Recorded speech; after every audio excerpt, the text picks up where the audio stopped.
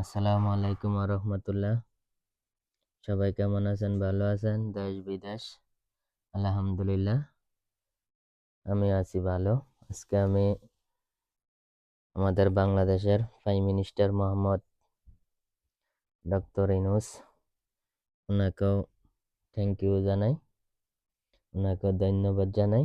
উনি থাকাকালে আমরা এই সুযোগ সুবিধা পেয়েছি আলহামদুলিল্লাহ। প্রবাসীরা বুথ দেওয়ার মতন সিস্টেম উনি করছে।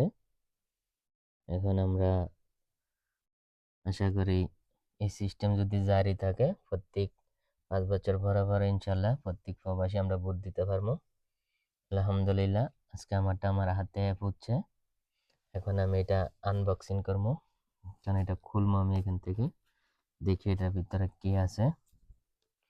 জীবনে তো কোনো সময় প্রবাস থেকে ভোট দেয় নাই, এই প্রথমবার। দেখি এটার ভিতরে কি আছে। অবশ্যই অনেকগুলো ভিডিও দেখছি আগে,